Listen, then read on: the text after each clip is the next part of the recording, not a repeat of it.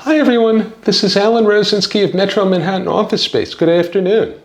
In today's video, I'm going to provide some key information that will help commercial tenants get approved by landlords in New York City. And don't worry, even if you are not a commercial tenant, some of these tips can be used to approach a residential landlord if you're looking to rent an upscale condo or even apply for a job where you'd benefit to stand out from the competition. In all cases, the main challenge is to be able to creatively sell yourself as a tenant, as a company, or as an employee. Now, you may think that because of the post-pandemic climate, landlords would be much more willing to lower their expectations for prospective tenants simply to get their spaces leased. Unfortunately, this is not true, and it's generally never been true. Many landlords in New York City are well capitalized and can afford to have their buildings stay partially leased, and none of them would want the headache nor the expense of dealing with a subpar tenant who they may have to evict or take to court. This is especially relevant today. I'm sure that many of you are well aware of how backed up the courts are going to be after the end of the moratorium on evictions on August 31st of this year.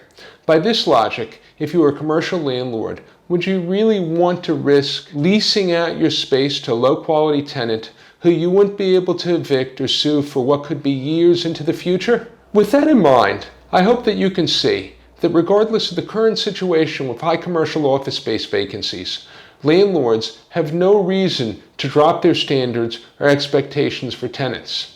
The main upside of the current climate is they are much more motivated to put together a favorable deal for a high-quality tenant.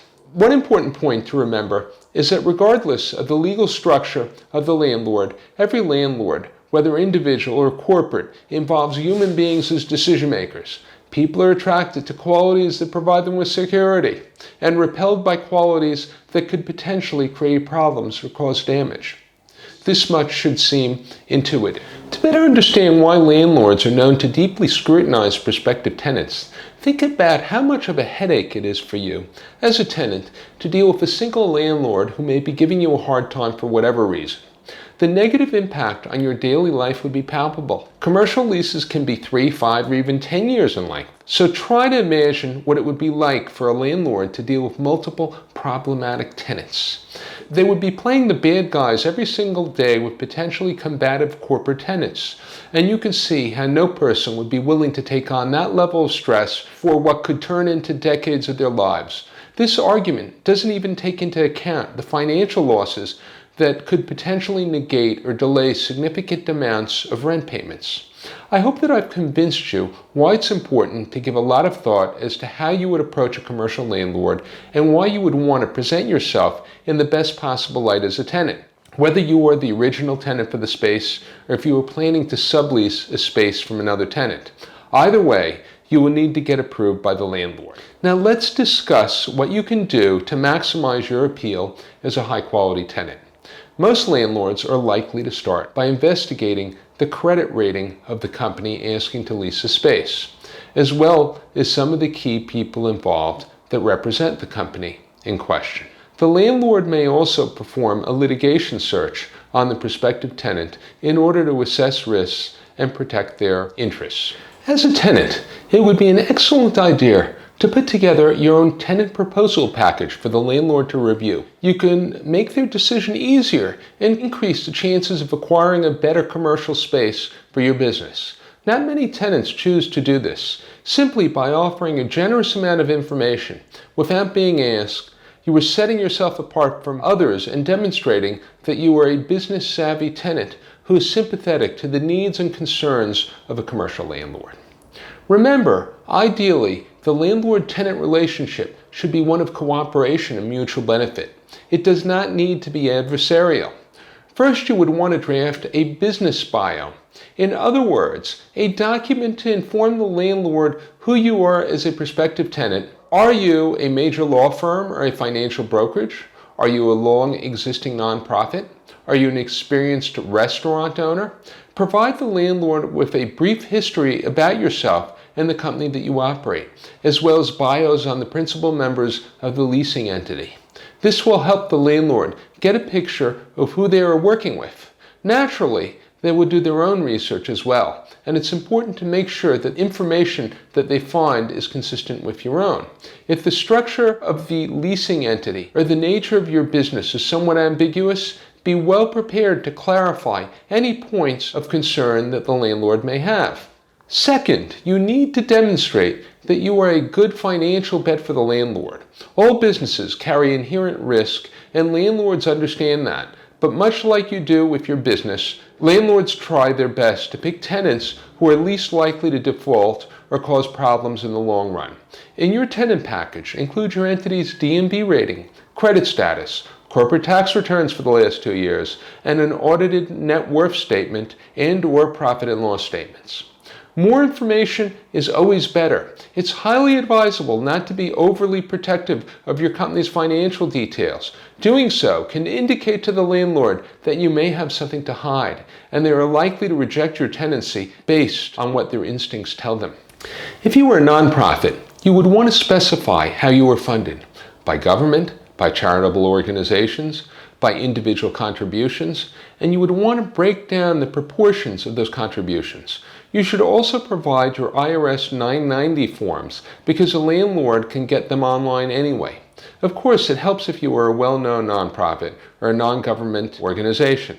Sometimes an NGO can add a certain level of prestige to a property as well as potential profits, and landlords can show favor to this type of tenant. It's also possible that the nature of your business might be attractive to other tenants in the building, such as attorneys, accountants, insurance brokers, and others who might become your vendors and service suppliers. This means that if you take the time to research some of the other tenants in the property, it can help you put together a more convincing tenant proposal package. Landlords love it when their tenants are financially successful, at least to the degree that it allows them to pay their rent on time.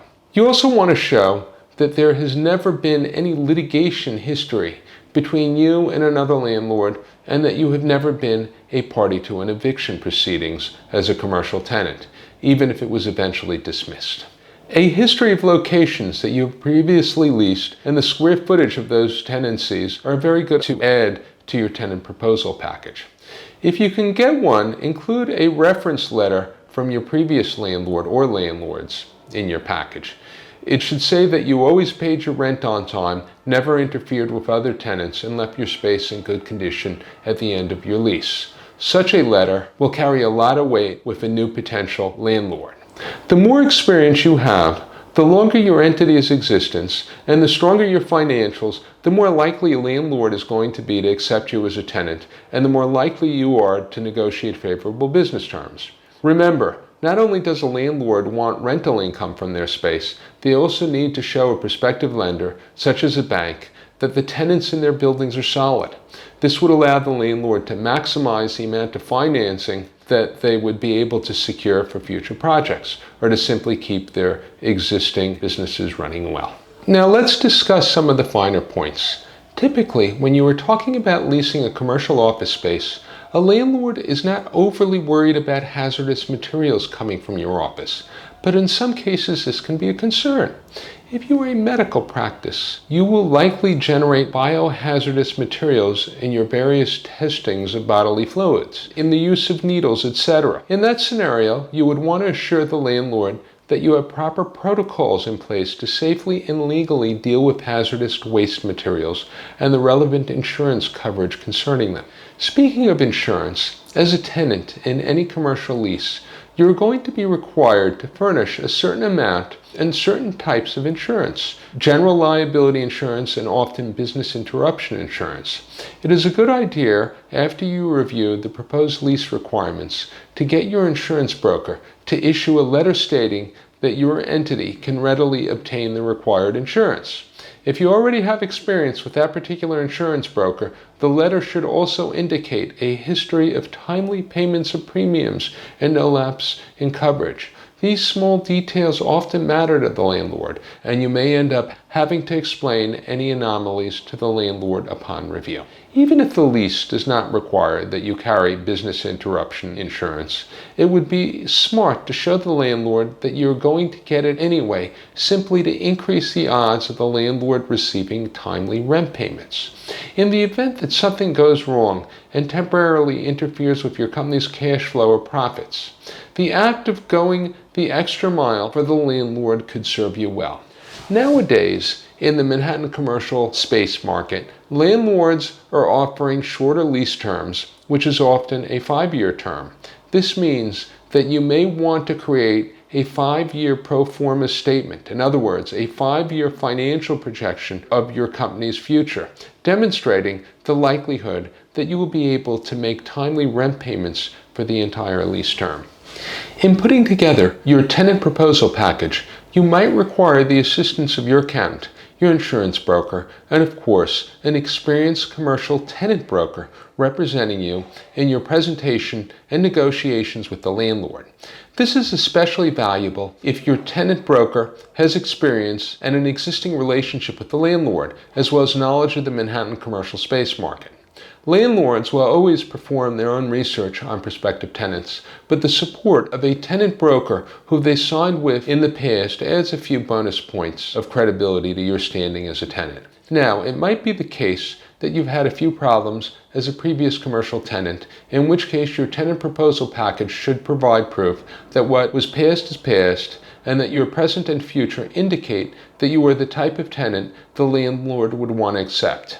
You can demonstrate an improvement in your financial condition, your present cash flow, or if you are a nonprofit, new funding sources that have come on board.